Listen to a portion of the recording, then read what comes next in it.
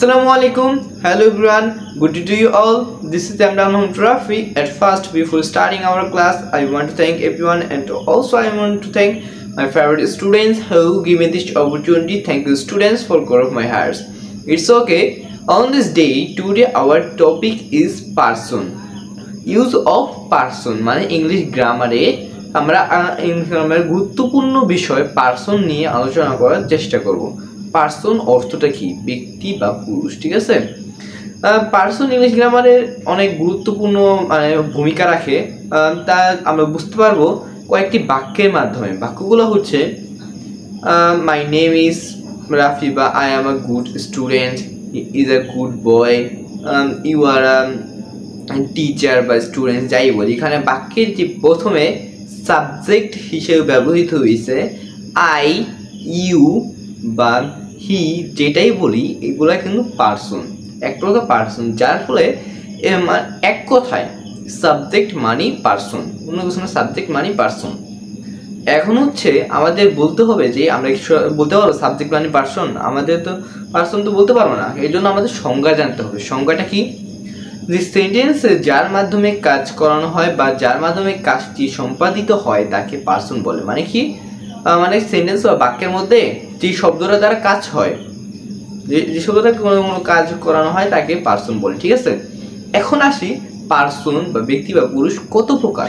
Person হচ্ছে তিন প্রকার। কয় প্রকার? তিন প্রকার। পার্সন তিন প্রকার। তিন প্রকার পার্সন কি কি? এক হচ্ছে ফার্স্ট পার্সন, দুই হচ্ছে সেকেন্ড পার্সন, আর থার্ড হচ্ছে থার্ড পার্সন। ফার্স্ট পার্সনটা কি? মানে কি? ফার্স্ট পার্সন প্রথমেই যদি বলি ফার্স্ট পার্সন হচ্ছে আই, আমি। সেকেন্ড পার্সন ইউ, তুমি। আর হচ্ছে থার্ড পার্সন হলে আমি আর তুমি ছাড়া যা কিছু আছে সেগুলো। মানে আমি আর তুমি কথা বলতেছি, আমি যে বিষয়টা নিয়ে কথা বলতেছি বা যাকে নিয়ে কথা বলতেছি সেটা হচ্ছে থার্ড পার্সন। এছাড়া আমি আর আমি ফার্স্ট পার্সন, আমি বলতেছি, তুমি শুনতেছো, তুমি সেকেন্ড পার্সন। মানে বক্তা আর শ্রোতার যে সম্পর্কটা। আবার যখন তুমি বলবে তুমি ফার্স্ট পার্সন, আবার যখন আমি বলবো তখন আমি ফার্স্ট পার্সন, ঠিক আছে? এখন আসি সংজ্ঞায়। ফার্স্ট পার্সনের সংজ্ঞা কি? এই সেন্টেন্স বা বাক্যে আমি বা আমার সাথে সম্পর্কিত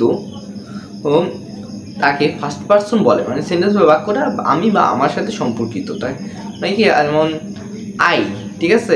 I am a good student, যেখানে আইটা হচ্ছে ফার্স্ট পার্সন। সেকেন্ড হচ্ছে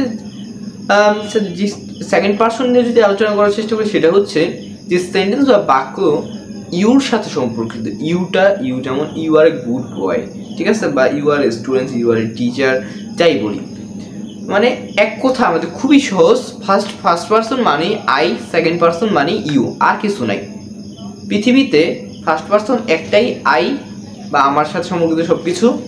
দ্বিতীয়ত সেকেন্ড পার্সন হচ্ছে পৃথিবীতে একটাই, সেটা হচ্ছে ইউ বা তোমার সাথে সম্পর্কিত, আর কিছু হবে না। এখন আসি থার্ড পার্সন।